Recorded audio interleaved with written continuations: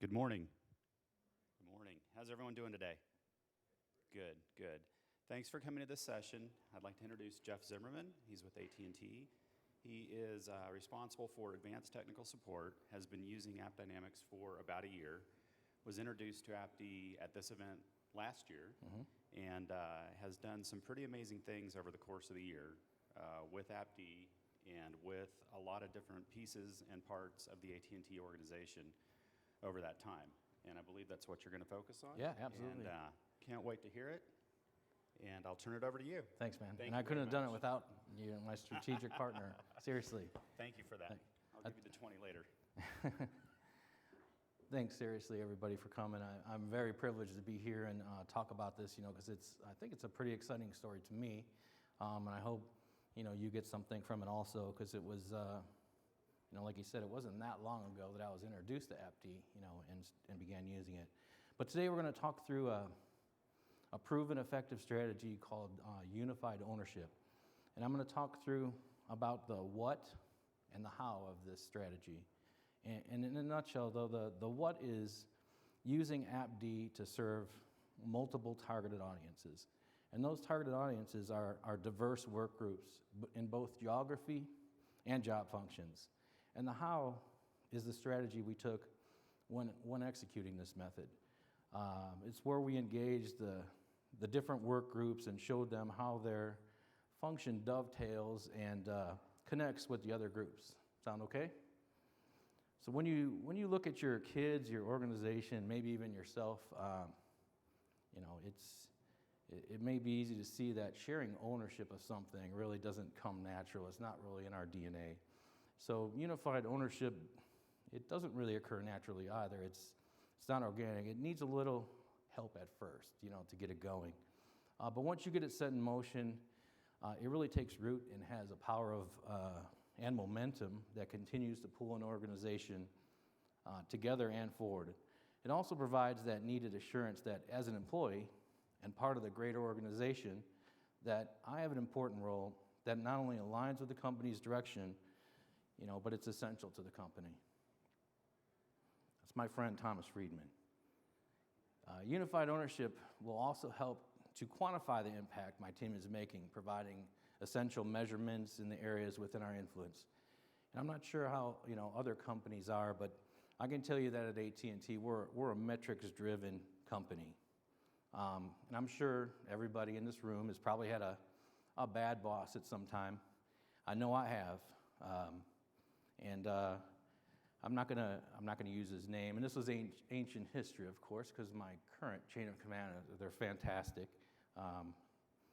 But back in the day, and I'm not, I would tend to spend way too much trying to, prove my bad boss wrong. He would, come in and spout his philosophies and so forth, and he would literally, probably daily, stand there in front of me with his bad haircut and say, what gets measured gets done. And I found that that's the one thing I really couldn't disprove that he gave me. And that's the one piece of gold I got from Bob. It's remained a constant in my business life. And a cornerstone of, the unified ownership is measurement. And specifically, it's a measurement system that serves diverse, multiple targeted audience and business users and connects them with a common shared thread. The entertainment industry is rapidly changing technically, and customer habits are driving even more change. And in AT&T, we're right in the middle of it, and sometimes we're right at that forefront of it. So I'm going to share and characterize the dynamic environment we found ourselves living in before we really embraced this unified ownership strategy. And together, we'll understand what it was like to be a human working for a huge company that not only told you that change was imminent, but it was here to stay. It's part of, the culture that you're going to be living in is constant change. The resonating message that we would get is, we're here for you, as a company, we'll help you pivot, but you need to, kind of work at that yourself. You need to be able to, pivot with us, and in order to stay relevant, you're going to need to work on that. And so I will share how AppD was a key ingredient to not only enabling this unified strategy, but allowed us humans to get out of the finding the needle in a haystack mode so we can concentrate on the things we do best, which energizes us and keeps us showing up to work every day, which is innovation. And because we're now leaning more and more on AppD and their foundation, a lot of the time-consuming tasks that we were doing prior to that were freed up, But so I'm going to share a couple of. I'm going to kind of walk through that and hopefully connect all the dots along the way. But don't worry, we'll have time at the end if you have any questions that may come up. So I'm pretty old, but I'm still a work in progress. And here's a secret: my company's still a work in progress too. I'd like to tell you that we had everything figured out, and I'm going to tell you that I have all the secret sauce I'm going to share with you today. But if that was the case, my company firmly believes in protecting intellectual property, and they would have redacted that all out. But back in 2005, I was privileged to work for AT&T on launching the new 100% IP-based cable offering called UVerse.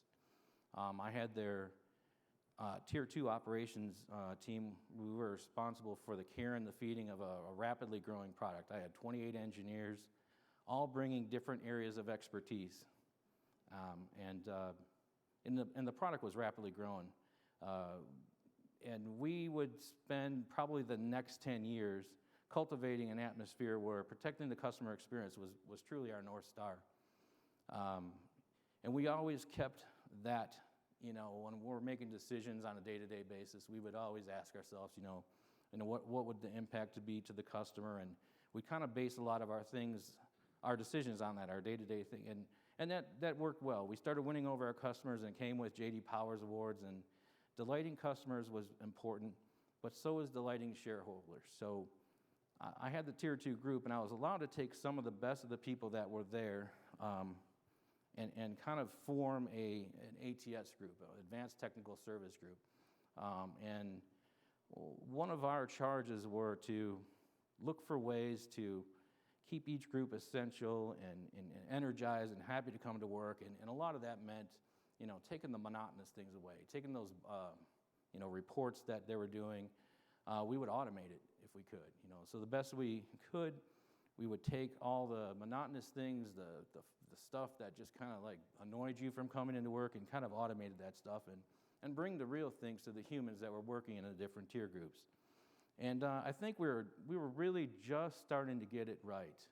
And then in July 2015, Randall Stevenson, the AT&T chairman and CEO, announced to the world, combining DirecTV with AT&T is all about giving customers more choices for great video entertainment integrated with mobile and high-speed internet services.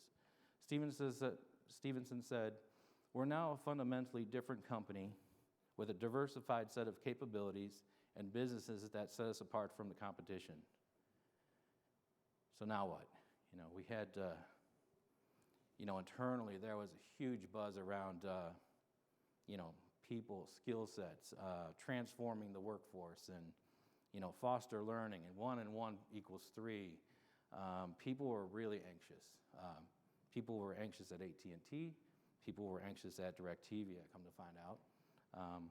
In November of that same year, coincidentally, was the first introduction to AppD when I came here, and I learned quite a bit. But we found ourselves in a new place, and our new combined company was huge. We had a new combined workforce. We had geographically diverse like never before.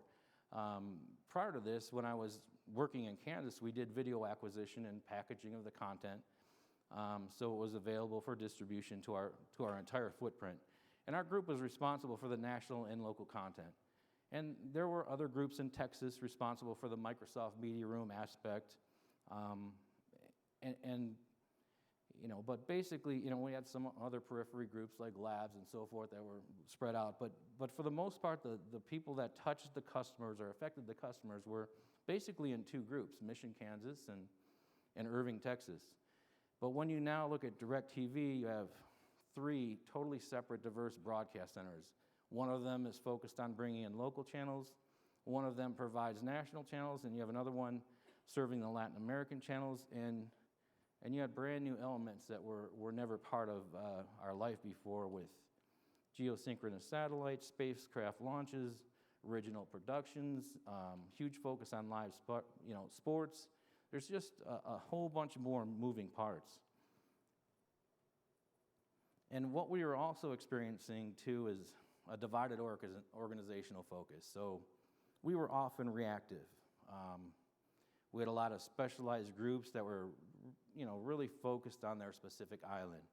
And we had frequent outages, and sometimes those outages were outages that smelled a lot like outages that happened before. And we'd spend long, painful cycles trying to get to the root cause. And we also had like 24/7 groups that didn't have much visibility, and they spent much of their time, because they're a 24/7 group, escalating it to the appropriate groups that had the appropriate amount of visibility and abilities to remediate the problem. The bottom line really was we're not really using our tools optimally, and we were frustrating and burning out our human assets.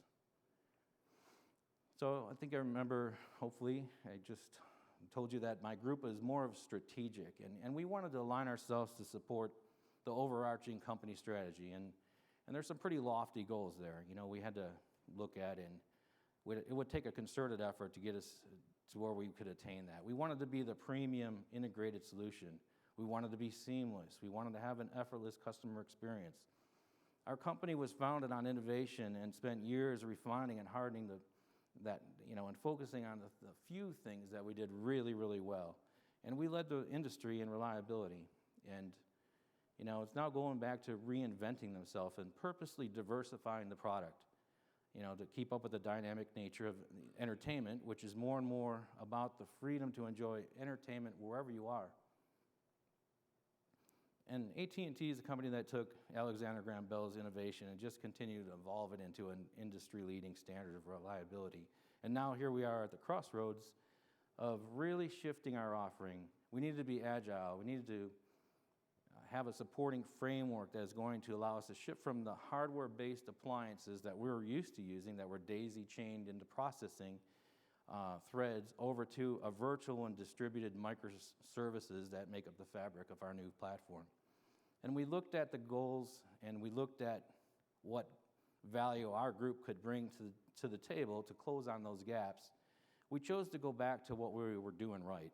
We chose to focus on elevating the value of the tools and find a way to stitch them together and mainstream their value.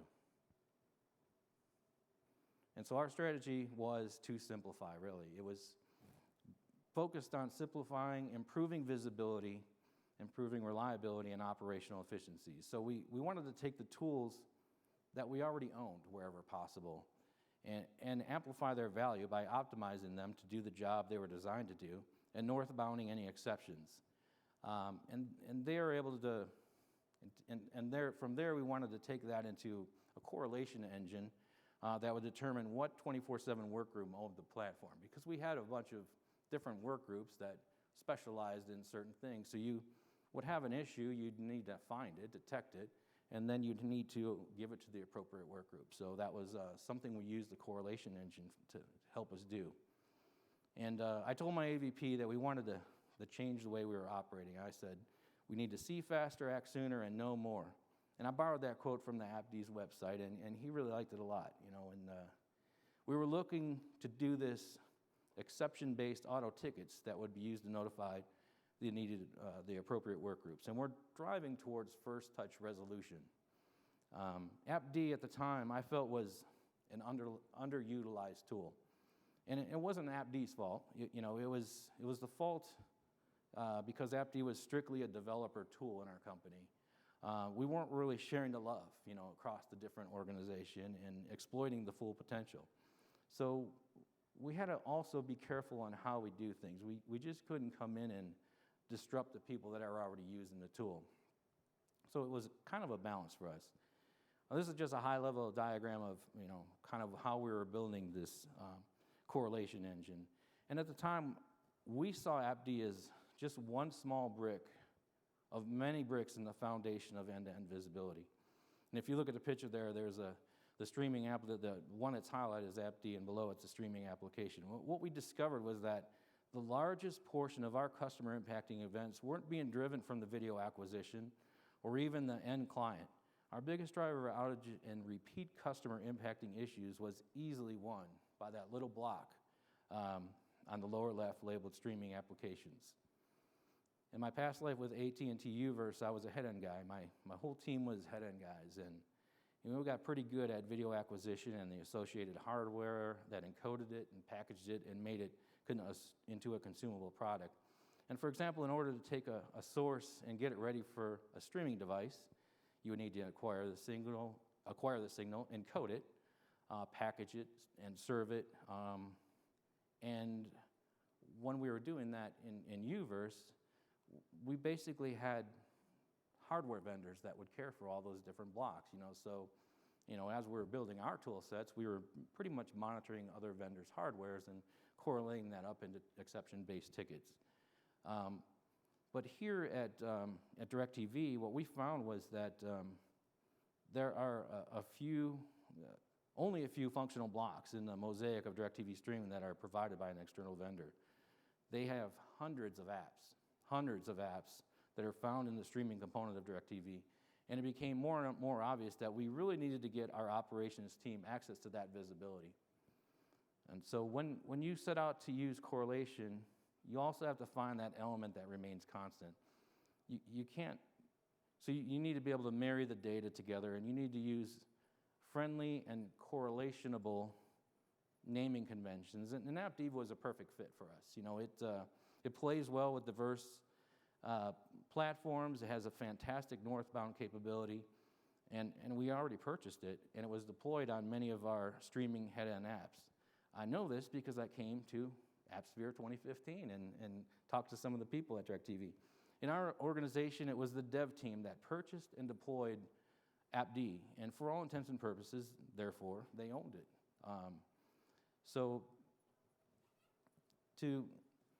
Still the draw towards wanting AppD in my shop was too powerful. It was just an ideal fit for our end-to-end visibility strategy.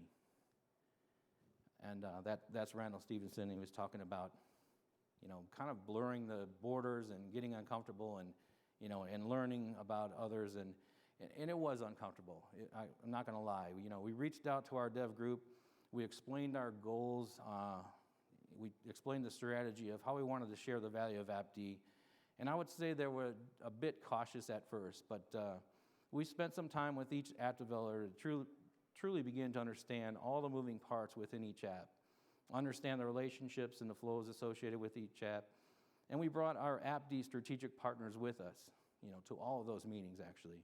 And when you spend time in a room with the creator of the app and you bring the experienced subject matter expert of AppD with you, and you bring your vision, it wasn't long before, some magic really started to happen. We had some true excitement with the developers because I don't think they've ever had a tool that was optimized to do the things that they needed it to do.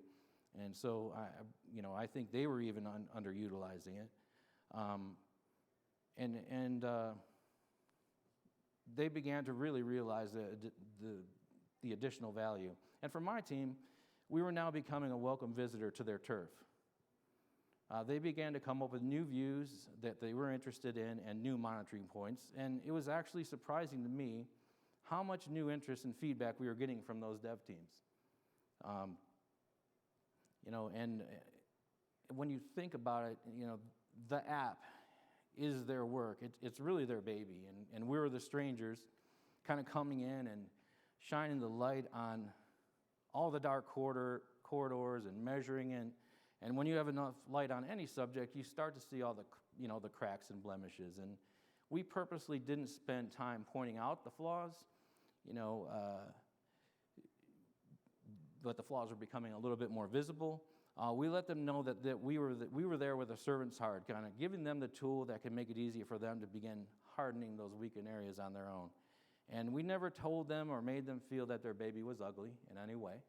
And we gained some credibility and trust with that group, and soon we heard some really good positive stories where they were quickly pinpointing root cause for some complex issues that prior to this would have been spent days pouring through logs looking for that needle, in the complex and distributed architecture. And from there, we collaborated with our engineering department to see if anything, they wanted from the AppD tool, if that would help them. And they gave us an extensive list of stuff that would help them gauge capacity planning or identify bottlenecks in the architecture. Infrastructure takes time and money, and shoring up infrastructure to handle additional load in geographically distributed system is better done with accurate data. And knowing your tipping points, before you get to your tipping points are key. When we spent more time talking to the support team, those are the guys tasked with the day-to-day operations, and most of their frustration came from the reactive nature of what they're doing and the daily beatdown they took from the barrage of surprises that came their way and escalations. They were never really able to see what was going on or empowered to help it when things started going sideways.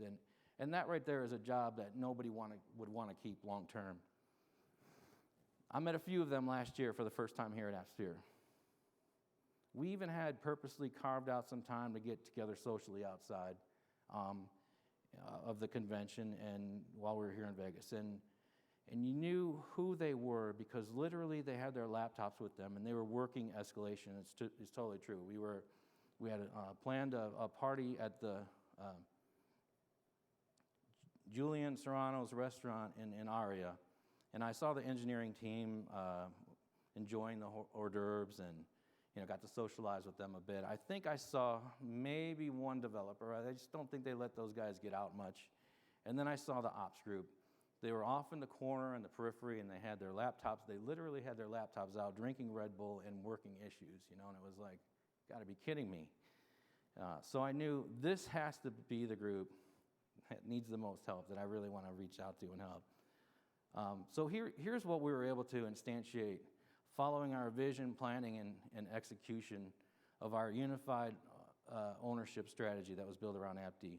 We started the journey with the developers, and this dashboard here is an example that provides them with the things that are important to them. It would speak to them on the overall health and visibility, and it will drill all the way down to every single node within that app. And developers aren't 24/7 group, and they're not operational ticket-driven group either. And there are times where some iteration changes would come out where they might have some special interests or areas of interest that were intriguing to them, and they didn't want to be forced to stare at dashboards. So thanks to the flexibility of the health rules and policies, we're able to satisfy their need with customizable health rules that would report out exceptions to a specific mailbox that they would set up for us. And so they weren't getting tickets, but they had a special mailbox that they would be able to get messages on this, because they weren't 24/7, but they were still interested in certain things that were being rolled out. And this is an engineering view. As we were prepping for the launch of the NFL season and doing some load testing, views like this were used extensively. Some apps are geo-based, and traffic loads would vary by POPs, which are purposely spread across the country. And the dashboard combines the calls per minute, error rates, response times, and the engineering team scaled the virtual supporting nodes in each POP. And so they would use this type of dashboard, would really distill those metrics that are important to them related to scaling and make them easily consumable by the engineers. And this type of view for the different apps would be something that we would have up in the war room as we were preparing for a major launch. And the participants in the war room would include developers, engineers, project managers, and executive product owners. And AppD and the visually rich presentation of app performance was a common language that we were all able to share and understand. Everyone got used to seeing them, and we'd start each and every day with AppD taking up the lion's share of the visual representation of the app's health. And we would monitor it and make sure our load tests were going well for the, in preparation. And sometimes we'd even be watching it as the launch would happen. And finally, for the guys who can't even enjoy eating a lobster gazpacho or ceviche from Giuliana Serrano's, this is an auto ticket. You don't want your tier 1 human staring at dashboards waiting for something to happen. So the ticket was a method that would notify them that there's an exception that needs their attention.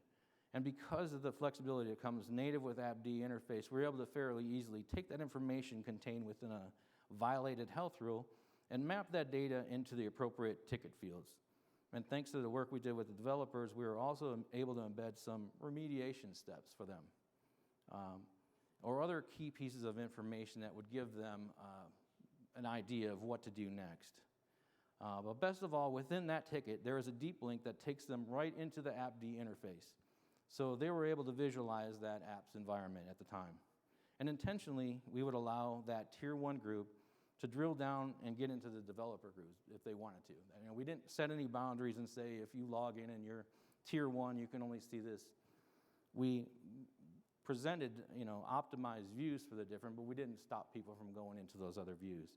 And everyone had a customized view to help them be more effective, but yet the underlying apps and environments and business transactions are one and the same source for everyone. And we just distilled and formatted the data into something that was easy to consume depending on the interest of the target work groups.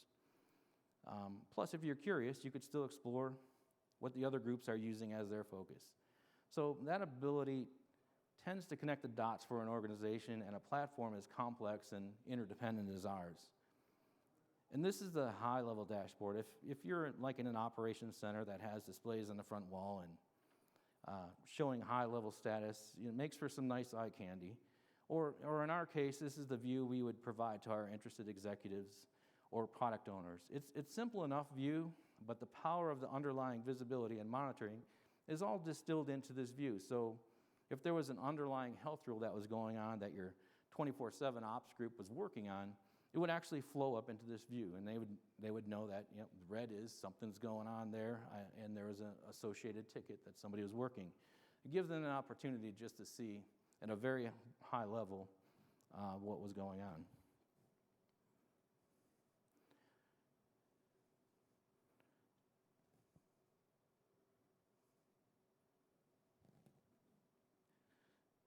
So I'm not claiming we have unified ownership mastered and we spend every single day singing Kumbaya, but I have to admit at this stage we're measurably better. Consumable metrics transcends borders.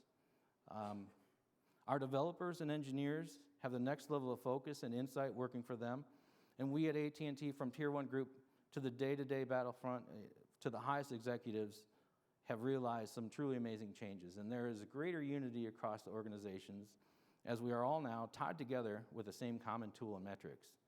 And during the process, we ended up building up some trust between us and the different groups, and people began to lower their guards and open up their protected, borders just a bit, and the numbers are speaking for themselves. We progressed in a very short time frame from failing load tests and scratching our heads wondering why, to having apps that are much more efficient and reliable. We have infrastructure that is scaling appropriately and a Tier 1 group that has the needed visibility to react. And because of the unified strategy, there's less fretting about which group can do what. And we are starting to see developers that are actually willing to empower the Tier 1 group to make low-risk remediation steps so we can protect the customer. It's improving our mean time to repair and it's improved metrics, and if that's not reason enough, empowering that Tier 1 team, gives you less employee churn and better bench depth.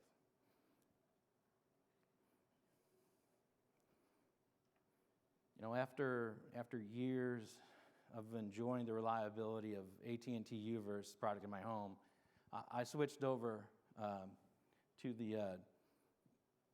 DirecTV, and some may suggest it's because I got a huge discount. But for me, it was the Cleveland Browns. You see, when you come from a hometown and you have a professional team that you follow and they just refuse to win, it's hard to view them. It's hard to see their games, especially when we're living in Kansas now. It's impossible. So, we moved over to DirecTV for that Sunday ticket. And so in case you didn't know it, if you have DirecTV and the Sunday ticket and you have AT&T, thanks to our merger, you can now stream all day long DirecTV or NFL Sunday ticket, and it won't count against your data plan, which is pretty cool. So the weeks that were leading up to the NFL season, we really, this is all brand new stuff, that we were expecting pretty big loads. We did a lot of testing and preparation, and I got to spend some time with our VP of Broadcast System Engineering. And she is a super smart person, and randomly during those weeks before the launch, she would declare, hey, we're being hacked. And she would go on to show the signatures of the particular exploit attempt. It would be like a sudden rise in activity in the specific area of authentication. You might see a single geographic region that would spike up. You would see a rise in activity. You would see a rise in error rates that would come along with that. And depending on the type of hack that was happening, you might even see error rates response times that would be affected too. She's a VP, and she has better things to do with her time than study graphs and charts and look for signatures indicating hacking is going on. So we found that training humans to identify these signatures was possible, but it just wasn't sustainable. And our ops group would come back and say, thank you for showing us how to detect that, but we're having a hard time keeping up, And so what we were able to do is, when you think about if there's signatures that you can view on a graph, AppD was a perfect tool, to kind of look and see if we couldn't create some health rules that would specifically look at authentication services and look for all those different signatures. And my strategic partners at AppD explained to me the product was never really intended as a security tool, but that's okay. We just pretended we didn't know that and just started building health rules that would detect these elusive signatures.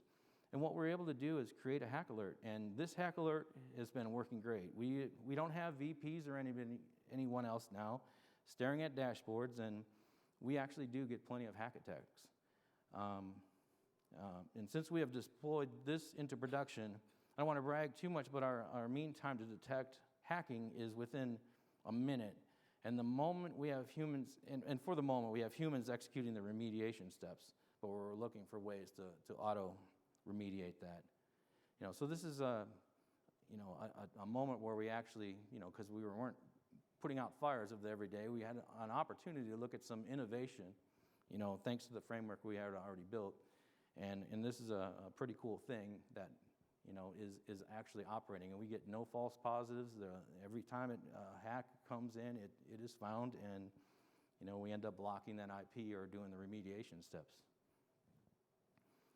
Another dividend we've realized from this is agility. Because of the framework and the process that we put into place for the unified ownership, we're able to react a lot quicker. I think it was week 5 of the NFL season, we started getting volumes of concurrent streamers of our content, and we had a group of nodes dedicated to digital rights management. And they started getting an issue with the memory, and which in turn had them failing. They kind of just fell off the cliff. And that was a customer impacting event on the most popular day. Before the next week's game, because of the framework and everything we had already put in place, we were able to go in and instrument those nodes with AppD.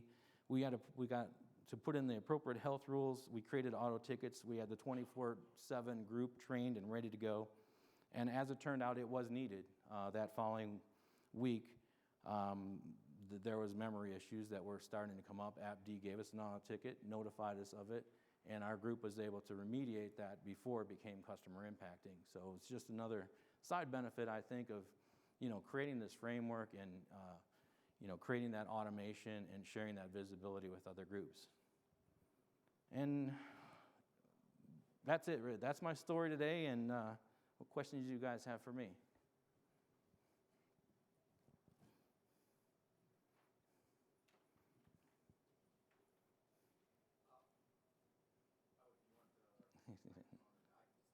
Okay.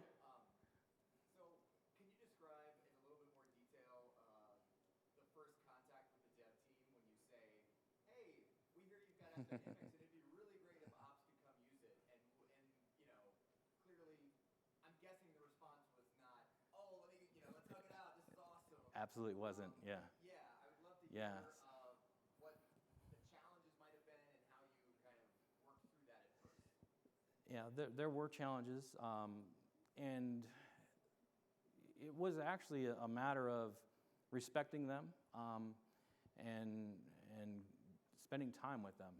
We literally went and there was whiteboards, and we would sit down and talk with the developer.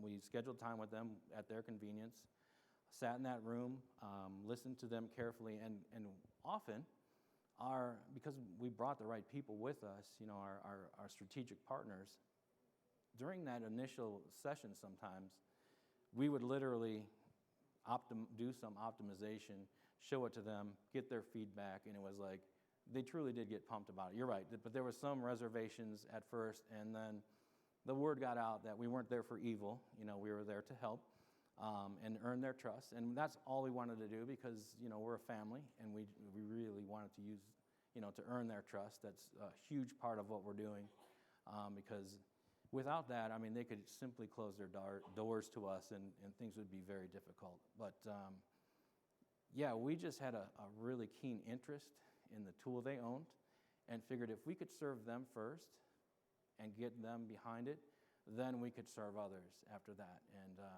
And it was really positive. Joey, you was there. You were there for that stuff. Pretty cool stuff happened, and it could have gone the other way. So we were very careful in the way we did it. Thank you. Oh, yeah, give them a prize. I have some prizes for good questions that I can answer. That's a selfie stick, AT&T branded selfie stick, very popular. Nice.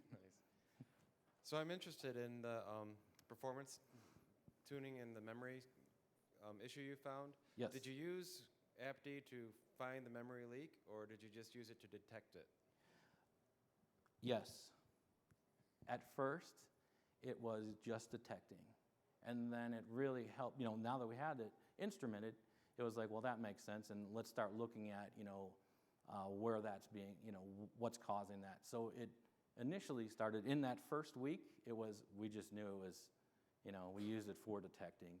And it was just in time type of a change to us because we had the visibility. We had the 24/7 team then engaged, and they literally, because these are VMs out there, they spun up more memory and did what they needed to do on a node-by-node basis.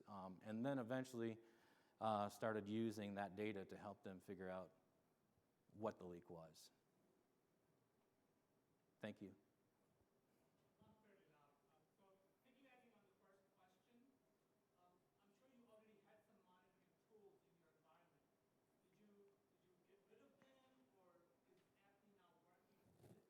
Oh, yeah, great question.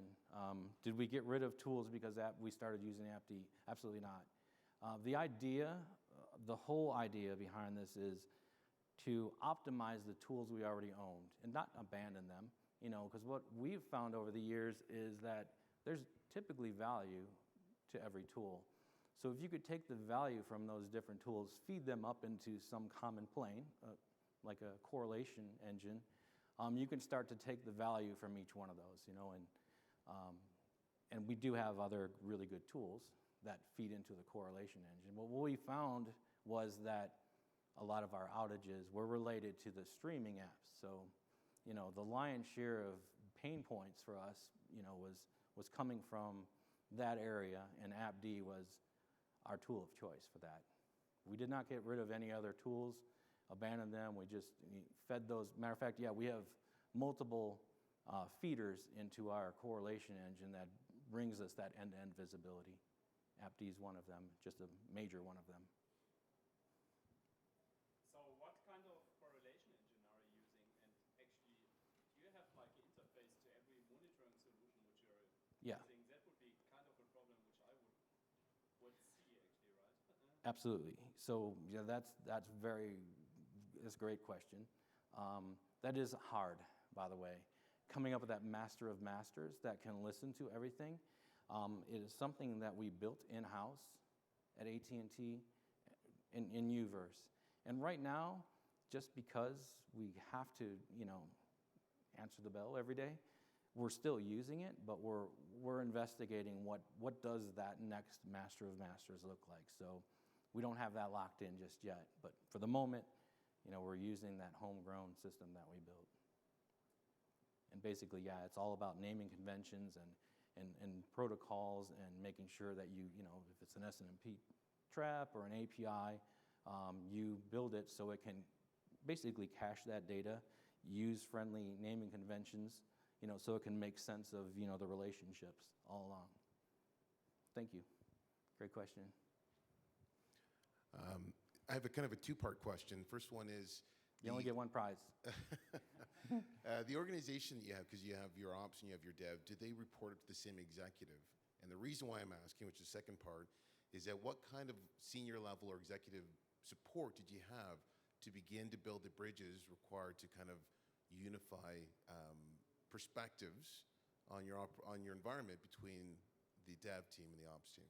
Okay, dev team and ops team do not report up into the same, eventually they do, but, no, they have separate VPs for those.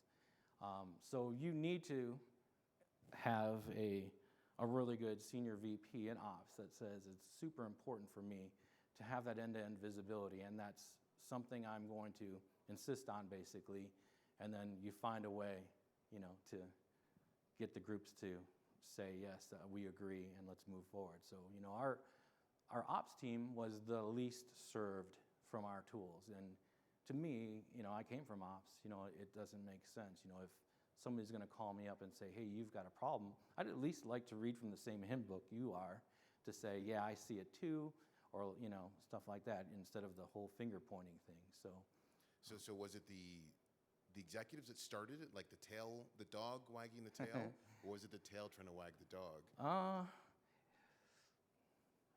Well, there was frustration at the highest level, and I think, it was a combination of, here's some possible paths, but I'd like to take a little bit of credit, for coming up with the strategy, to bridge those tools together, with the advanced technical service team. But we have a lot of smart people at the executive levels, and, I'm not going to take all the credit. So, Thanks. sure, thank you. Thank you.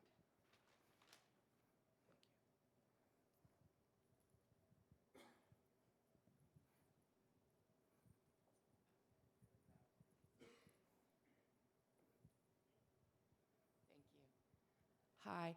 Yeah, a couple of things I want to hybrid into several of the questions here. I'm with U.S. Bank, and it is my job to come up with a strategy to try to bring all these people together. We have been siloed in the past, of course, with all of our groups. We do now have a unified VP over our DevOps group. And so what were some of the challenges that you found?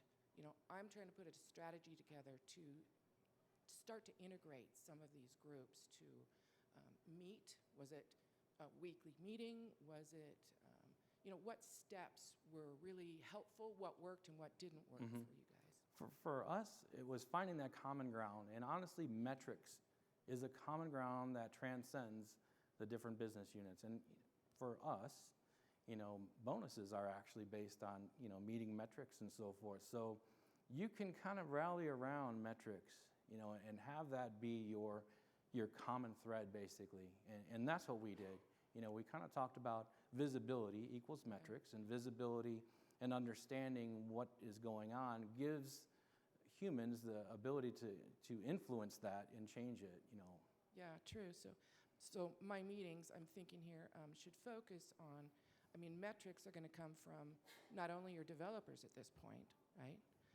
But your application owners as well. So who's owning which part of this, which leads me to my next question. You had a correlation engine. Is that anything like, we're trying to put together a CMDB, which is going to give us a configuration management kind of thing. And I'm thinking that's how that would feed into there, trying to get most of these people to give us their information about metrics, put it into a correlation engine, and there be able to feed out into their different, I'm just kind of strategizing here because that's what I'm trying to do. I think I understand what you're saying. And to us, we had so many broad groups like customer quality of experience, from the device and the software, and then you have your silo of head-end apps and so forth. And yeah, there was quite a bit of division there. And so having a correlation engine totally helps with that. When you can say, let me bring all that together and provide a view that gives us that end-to-end visibility. I think that's key. I know that I hear, including AppD, they're going there. I mean, the stuff we found with, we started modeling business transactions and so forth, and we kind of did the poor man's analytics at the time, and I started, hearing about their analytics package. I would love to, entertain adding that onto it, because when you can then tell the story with analytics and say, your Androids are having an issue in St. Louis, or, you start stitching that picture together, and serving everyone from that is it's the North Star. I'm really interested in that too, for sure. Thank you for the question.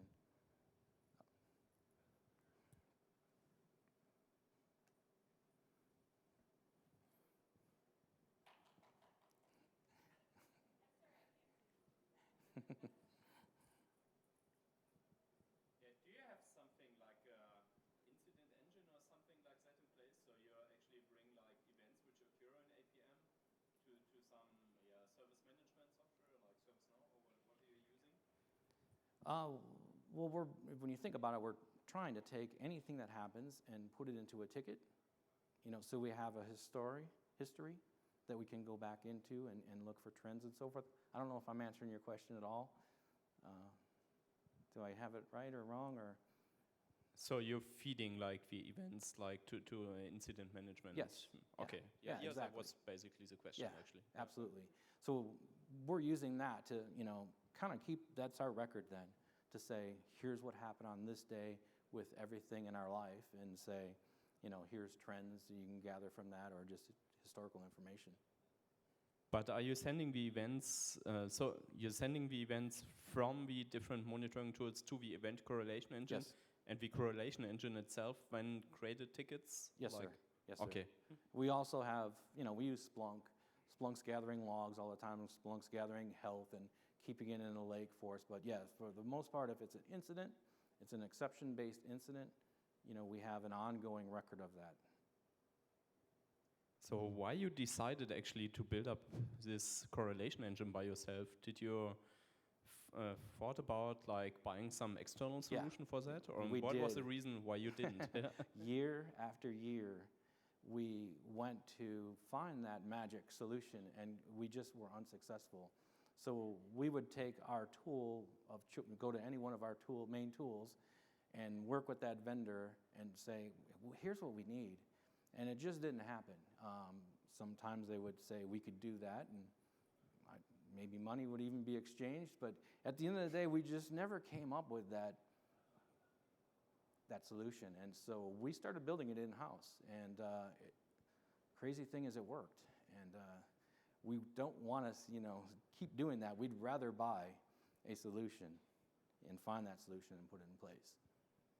Was the main problem with the existing solutions probably the lot of different interfaces you needed for it? No, it totally works. The problem is it's almost like we want to be able to sustain it. We have a small skunk works of people that have made it, and it works just fine. It's just, a worry point, if you will, that, we really should have this in a more sustainable model that we can, have in the future. It works just fine, honestly. Okay. Thank you. Thank you.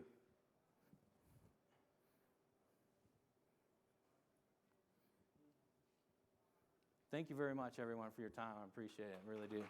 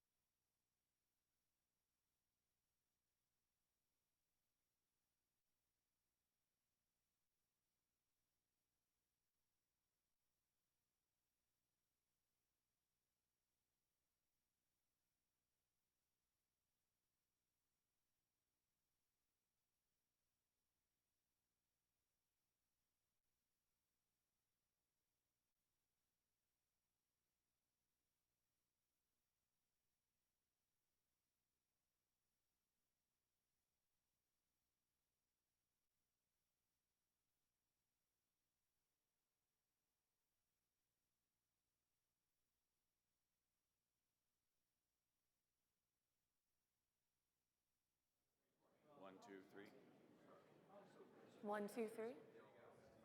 1, 2, 3.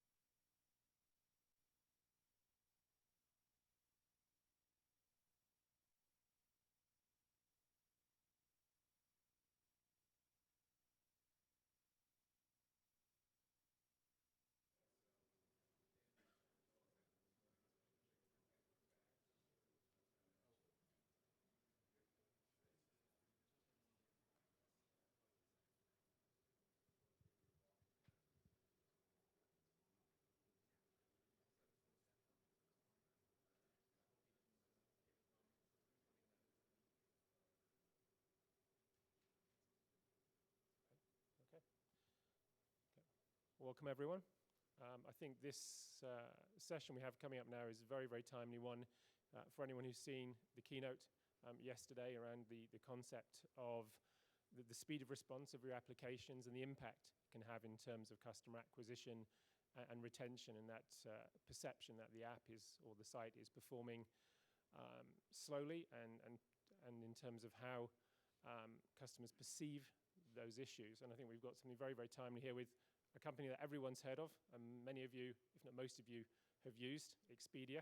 I'm very, very pleased today to have Lydia Jensen and Jeremy Grafstra from Expedia to take us through a great story around their focus and mission to improve the customer experience through reducing perceived latency. So I'd like to hand over to them.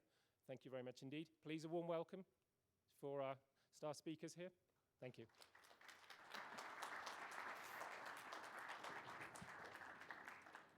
Good morning. My name is Lydia Jensen. I am a employee of Expedia. I'm also here with Jeremy Grafstra, who will be joining me in a little bit. I have a quick agenda here of what we'll be going through today, including who is Expedia, though I think everyone here knows who we are. Our goals of what we're trying to solve here with our end user latency, what we look like through our implementation series, what we've been seeing in the big picture of everything that we've been doing, what our next steps are from where we're going right now, and the lessons we've learned along our journey.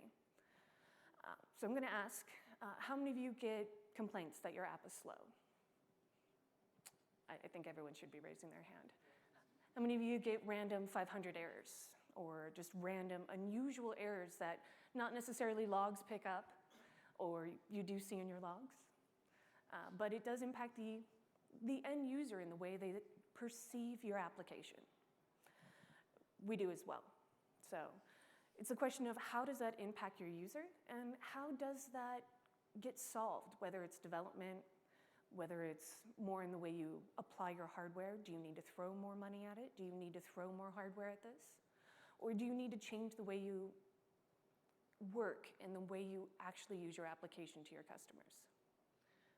So Expedia, it's one of the world's largest travel companies. We are a combination of many brands, including Hotels.com, Travelocity. One of our newest acquisitions is Orbitz.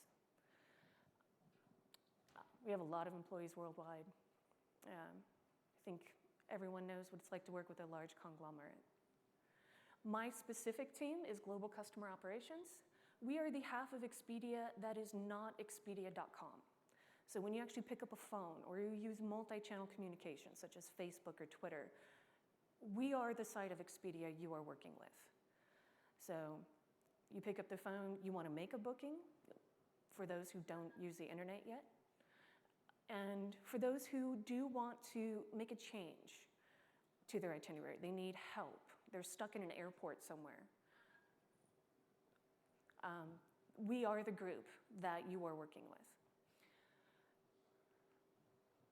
So our goals when working with this was to measure the experience of the agent. Now, our group works specifically with call center agents around the world. We have about 10 or so dedicated call centers that work specifically with our group. And we've been trying to lower the agent handling time, because that's a financial impact to what you have to spend per agent, per call. And they're using our platform.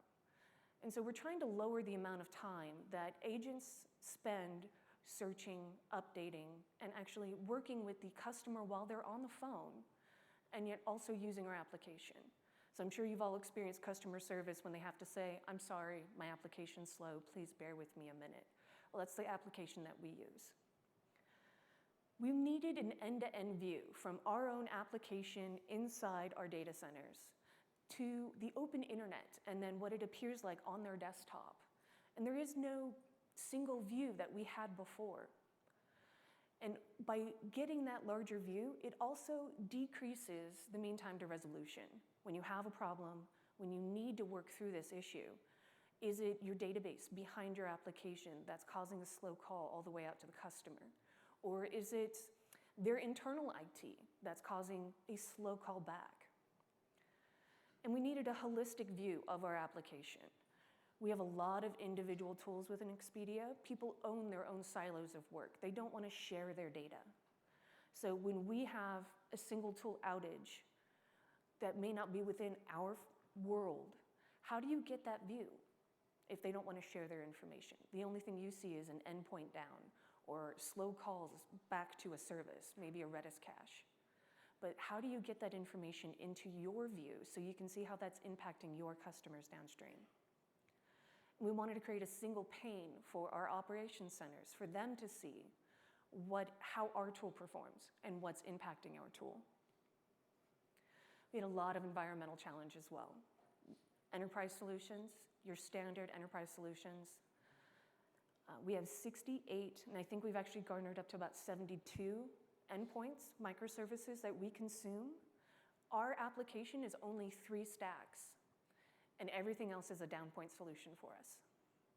And then our biggest challenge is the open internet connection, those copper feeds that go under the ocean, anything over fiber.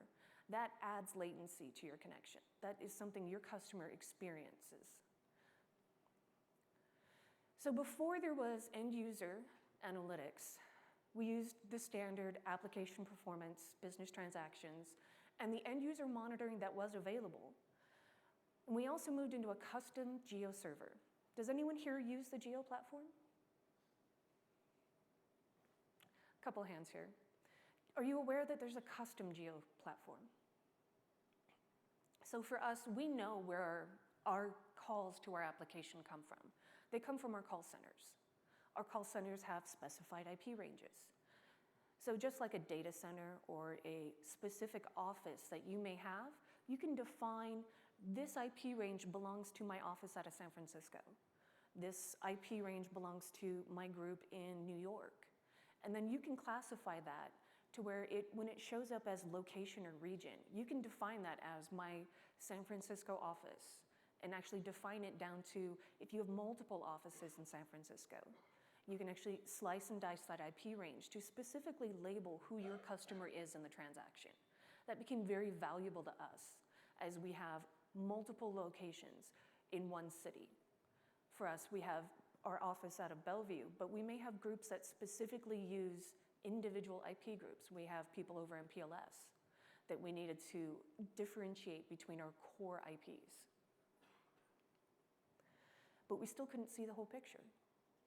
I mean, we're identifying who our transactions are coming from via IP, but we can't see the way they connect over the internet. So when we first started, like so many people, you just throw agents down on a box, and you just start to see what's coming from this. And when we first started, this is what it looked like. It's not a very complicated environment like so many of us think our environments are, but we knew it wasn't the whole story. So we started another round of implementation. You need to define your applications very well. And that's tiers, nodes, where do they report to?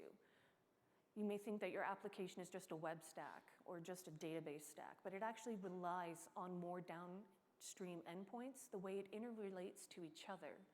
And you may have one primary application, e-commerce. But within those tiers and nodes, you should probably separate what's your web stack, what's your database stack. And when you initially start, you may not know that you should do that. So it's the continual evolution of your controller. Business transactions. I'm sure that every one of you has, when you first turn it on, it's a flood of information. There's so much coming at you that you don't know what to talk about. You don't know what's valuable to your application and to your business either. And we implemented our custom geo. And it brought us a lot of noise, but it also brought us a lot more insight to our environment. As you can see, we even started getting caching layers. And this was no change to our environment between implementation initial and one, from dropping agents just down on the box. It's quite enlightening the further you go into your application. We also got our first views into response time into our call centers, or the remote places that we had identified through our geo. As you can see, the main baseline was pretty consistent, but we had one center that just was not in relation to anyone else. And to us, that told us that it was the open internet connection between us and that one location. So what that really gave us the ability to was to push back on that one center and ask them to engage their local IT. Maybe they need to fail over to a secondary ISP. Maybe they're having their own internal struggles, but they would escalate to us saying our application is slow.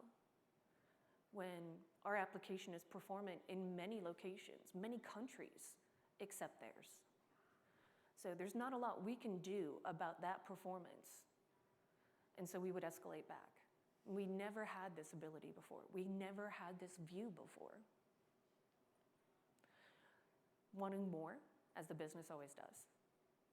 We did another round of implementation, even more application refinement, even more tier node refinement. As you continue to break down your application into what's valuable, what is most important out of your application. You may have sub-applications that you feel need to be more refined.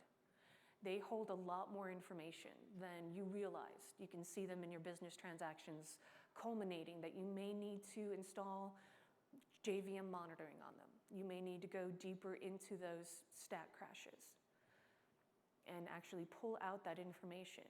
And that actually can evolve to an entire new tier and node application. The continual evolvement of business transactions.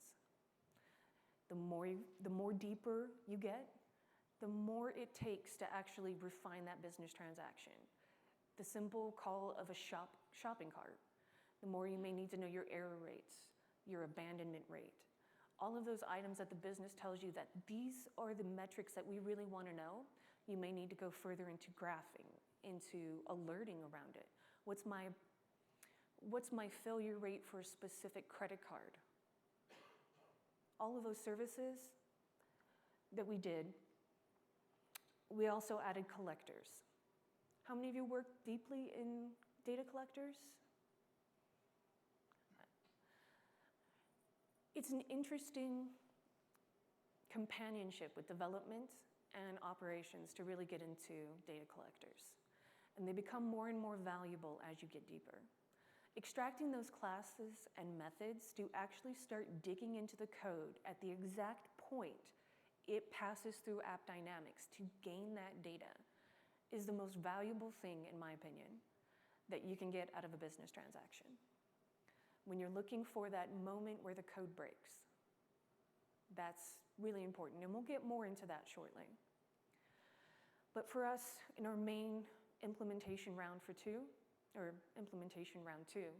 was to learn more about our internal stack, what happens between our front door and the back end. So we really spent a lot of investment into learning what exactly are our service endpoints. That's where we came up initially with 68, and now we're finding more and more as we onboard them. New endpoints sneak into your service all the time. New developers, new endpoints, new pieces, and you can't catch them all. Auto-discovery is a great thing for that, but you don't want to turn that on in production. So you have your lab environment. Has anyone turned on auto-discovery in production? I see someone laughing. Take it you have? No. I have seen people turn on auto-discovery in production, and it's quite scary. I don't suggest you do it. So as we moved into this endpoint discovery, as you can see, it became rather loud. Our service actively called so many endpoints that we didn't quite know how to group them together. And so it became an exercise of what are the impactful endpoints.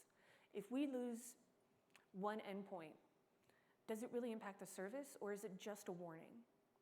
If you lose coupons, does it bring your site down? Or if you lose a payment processor, is that more important? So we created some interesting dashboards from that.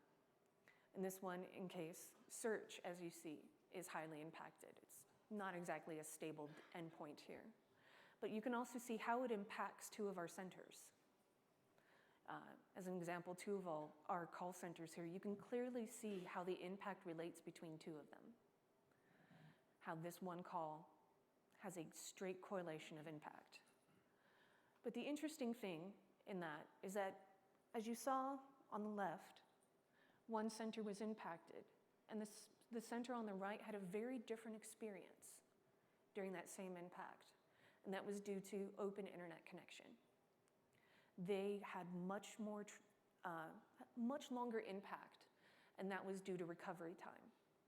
Their connections, their searches, it took much longer for them to recover than any other center. And thus, we thought that the issue was still going on, but it was only their connection. In the end, they had to fail over their ISP for them to come back online. So we ended up in a third round implementation with 4.2. We had been very excited about 4.2 since last year's AppSphere, knowing what was coming with new agents, new analytics, and we've been working on a lot of the analytics points in 4.1, and a lot of it was very manual work. Not all of the metric points that we wanted were available in 4.1. We were very interested in the page load times, DOM build, resourcing, and that we wanted to see that in a more holistic view for all of our sites, all of our centers, and all of our pages. Wanting to be able to compare what was the page load time for a single resource in the Philippines compared to the United States. We were very interested in learning what was our geo impact, as Expedia is a worldwide company. Again, data collectors. Being more focused on how your code performs, being more focused on where in that shopping cart path an actual action happens, whether it's user login, collecting your agent's name as they're helping a customer through the path, being able to follow that agent's work with that customer and to find out, so while this agent was helping a customer, they had to tell that customer, I'm sorry, my software's being slow, can I put you on hold? Finding out how long that agent had to wait. Other customers use tea leaf, watching that agent's replay, waiting, circling their mouse around the page. Tea leaf's an expensive product. AppDynamics can show you the same thing. We also had to move into an API integration into Splunk to give us that single pane view, but Jeremy will speak to that. One of our biggest and happiest resources was seeing the real user snapshots and the sessions. As you can see here, it was the response time available for this individual session. Oh, I went backwards, sorry. And that individual resource timing ended up being an AJAX call and the processing of our AJAX call. So we went down into the business transaction. As you saw during the keynote speech, that we're actually following the individual page sessions. So you can see that they hit the login page here, and they waited a few minutes between getting to the next page load. And I was actually able to get into that business transaction, which was defined as sales lodging. And I went down all the way back to the user's computer. There's a few steps in here missing because it's more proprietary information. But finding out that that individual's user dealing with which tier became incredibly useful for us. And through the data collectors, we were able to extract our agent's name who was helping this customer, the itinerary in which they were working on, and we're able to reach back out both to the customer who is working with this agent through our customer service and asking them how their experience was and getting feedback, and then also to the call center agent and finding out what were your struggles with the software? What was it really like? Was this an aberration in reporting? Maybe they were running, I don't know, Pandora on their desktop and it was really the source of their problem. So I'm going to hand this to Jeremy. Thank you. Hi, thank you very much. Thanks, Lydia, I appreciate that. So as Lydia was saying, we've basically spent a lot of time working on how we can get a lot of server-side data with our application. We've seen that AppDynamics shows us all of our endpoints and how our application interacts with all of those microservices. and what impact they may have on sort of that front end piece. Sort of the last piece of that puzzle is really seeing things from the agent's perspective, the very end user, what they see in their browser. And as Lydia mentioned, we have call centers all around the world, and those call centers, they connect back to our application over the open internet. So obviously, depending on where that call center is located in the world, it can have some performance implications for how that application is perceived. And for us to get the true picture of how everything's happening, we had to kind of turn to the end user analytics piece of AppDynamics so that we could get that data and really understand what's happening with our users. Now, as we can see here, we have some call centers located obviously in the Philippines, Egypt, India, El Salvador, United States, and several other places in the world as well. Like most things, distance usually increases the amount of time it takes for your pages to load, right? The more assets you have on that page, the farther away you are, the more latency due to the internet connection that you have. This will contribute greatly to your page load times. Just to give you a rough idea of our application, we load approximately 40 to 50 assets per page. There's quite a different number of things on there. Anything from a bunch of JavaScript to CSS to image files and various pieces of CSS and fonts and other things like that. Like a typical, any complex web application will load quite a number of things. And all of those, when you add in that distance factor, really helps to compound any sort of performance issues that might be there. So some of those things, when we started digging down into it a little bit, we saw that we would hear complaints that the application is slow. But when we looked into the AppDynamics browser cache hit rate, we were seeing a 99% cache hit rate. So most things are being loaded out of the user's browser cache, which would typically indicate that it should perform pretty well. But that obviously means there's probably something else going on. Let's see here. So sometimes, as we can see in this graph here, downloading the resources takes a little while. In this case, we see the resource fetch time was about a second and a half or so. That's to load all of those resources. Obviously, there was something that wasn't in the cache, and they had to go download it.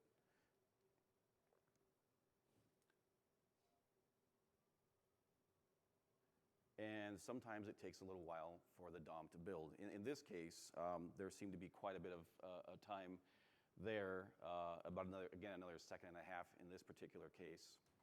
And these are sort of edge cases. More often than not, most things are sub-second. But every once in a while, typically when we get complaints, there will be something that's a little bit askew, whether it takes the resources a while to download or whether it takes the DOM a while to build. And that's sort of what we're trying to figure out is, what particular piece is really impacting the user and really driving that perception of slowness. So with the end user analytics piece, we can look at the snapshots one by one, which is great if we're sort of troubleshooting a particular issue and we're trying to get to the bottom of a particular complaint on slowness. However, how do we see the big picture? If we're trying to drive performance improvements across the entire application, looking at single snapshots isn't really going to get you quite that far. It's good for troubleshooting. It's good for doing some ad hoc analysis to get a sense of how things are performing. But to get that holistic view of your entire application, you really need to integrate. Basically, it's choosing the right tool for the particular task at hand. And in this case, I guess the question is why integrate? So we're going back to the point of if you want to see your application overall as opposed to one slice at a time. That would be one reason to integrate. And to do so is actually pretty straightforward. There's an API with AppDynamics that you can programmatically hit. You can leverage Python and Splunk to pull that data in so that you can sort of aggregate that data and then search over it like you would with Splunk in any other sort of query. Now, we've just started working on this, so we haven't gotten very far with it yet. We probably just got the integration finished about a week ago. So I don't have a lot in the way of good charts to show you, but just to give you a rough example of some of the basic data that we just pulled in using the analytics piece. We pulled in basically the base page load times. So it shows how that's broken down by the page ready time, the end user time, all the different components when that page is up and ready for the user. And this is for across the application as a whole. As we work further through this, we're going to slice and dice this a little bit more so that we can see more critical areas and show them a little bit differently. But this kind of gives you a sense of how you could take that end user data, and instead of looking at it one piece at a time, you can look at it as like an aggregate of data across your entire application. So the next steps for us, initially when I first started working on this piece, I had some assumptions in the back of my head where I suspected the problem might lie. As I looked at some of the basic data that was coming in, I realized some of those assumptions were probably not correct. So the one thing that I've been emphasizing is that to stay away from assumptions and basically just follow the data and let that lead you wherever it may. And work with your developers. They obviously know the application. They can certainly provide insights that, as an operations person, I wouldn't have any knowledge of. So, suggest a new feature. The EUM Analytics API, AppD has that you can use to pull this data in and work with however you see fit. It's very nice to work with. It's a REST call. Very simple. It returns data quickly. I found it pretty easy to work with. It took me about a day or so to get up and running once I kind of understood what I was doing.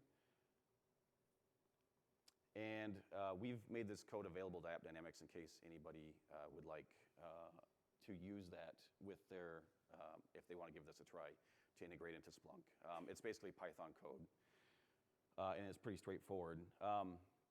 So most of our journey from this point forward is really sitting down and looking at the data, and then letting that data to help us drive performance improvements in the application.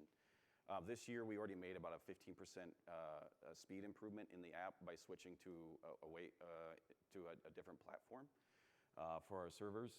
We're hoping to further drive performance improvements by looking at how our app is structured, whether we're loading the right pieces at the right time, or if we can aggregate a few things together. And using this module will help us sit down with the developers and maybe work through different ways that we can possibly improve the app from maybe a coding perspective. So at this point, I'm going to turn this back over to Lydia with lessons learned. So as we've grown over time, it's best to learn when you start, as you continue to move forward, instrument everything at a basic level first. From your business transactions to your machines, everything should start simple. It's information overload if you try to work too fast, too hard, and try to gather everything.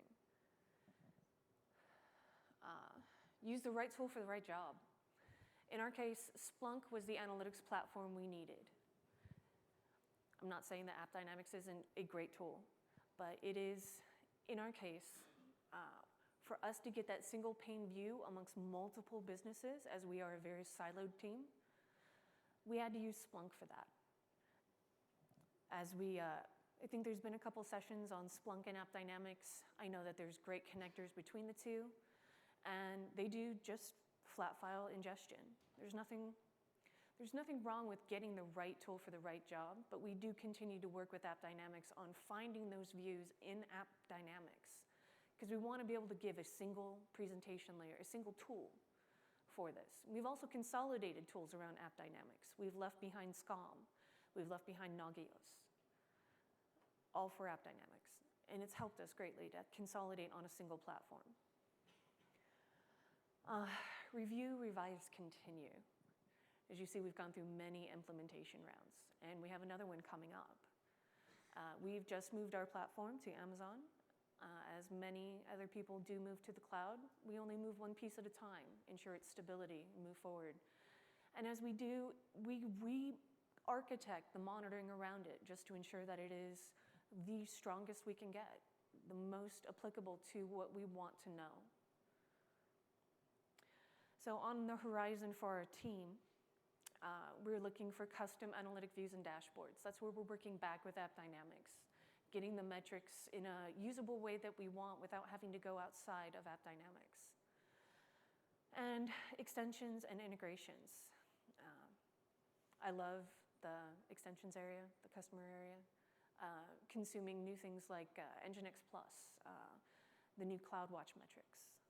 Those are all on the horizon for our team.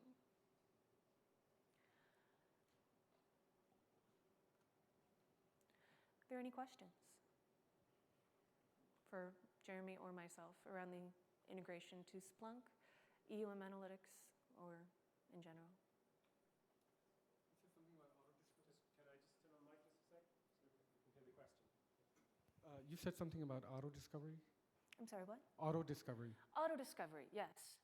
So we use auto discovery in our lab, both for endpoints, and I think we have auto discovery fully turned on in all ways.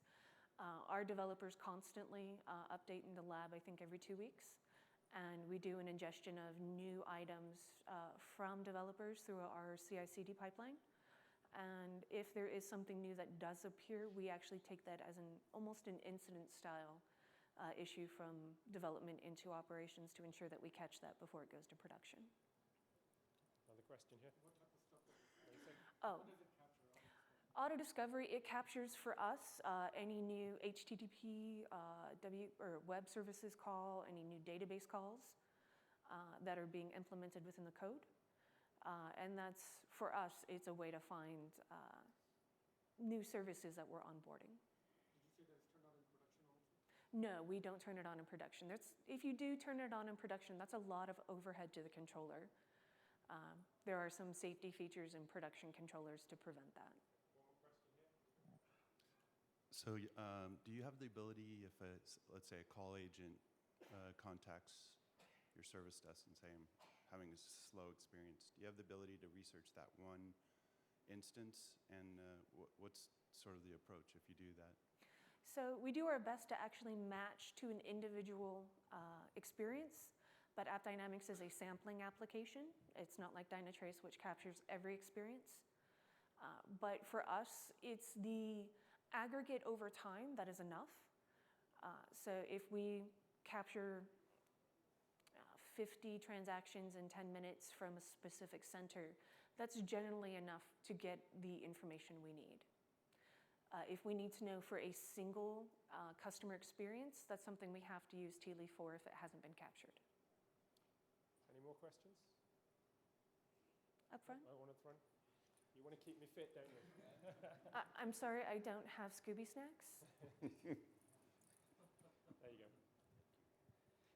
At the end there, you mentioned that you left SCOM behind, and I would love to do that. I'd be interested to hear how you're doing that. You're doing it with the machine agent or using the server agent with AppDynamics? So I will say that SCOM does have its place in the world. If you're monitoring Exchange or that, SCOM is the place to be. We don't monitor our corporate tools. We monitor our own agents and stacks. Over time, we've been using the machine agent and the application agents because we're a .NET and Java base. We are going into the server agent currently, especially on our Linux side. Mm-hmm. There's got to be a question right at the back. No? Okay. Oh, halfway. You're too kind. Come round. Can you provide more details on the data you get from Splunk that you're unable to get from AppDynamics? Yes. So Splunk ingests all of the data points that we identify from the EUM. And I should point out that there are multiple APIs that you can use with AppDynamics. The API that we're specifically speaking to here is the Analytics API for EUM, the new portion that just came out in 4.2. It has a separate API. And for us, it was the culmination of all metrics, from the base page metrics of load time, DOM build, everything that comes under the EUM, you can now get for all pages, whether it's an AJAX call, a base page, a define page. And for us, we wanted to see those metrics holistically across our entire application, not just for an individual session. Did that answer your question? So you're saying that that data was provided by Splunk? That data is within AppDynamics. Okay. And we ported it to Splunk to get a holistic view and to share that with our operations teams. Okay. Okay. Right. Thanks. There's no, you would have to create a lot of custom metrics to do ands or joins on the metrics themselves from across all locations and all metric points, when that is a large overhead for my team. It's a very small team. Any more questions? We've got a little bit more time, or all good? Okay, one more.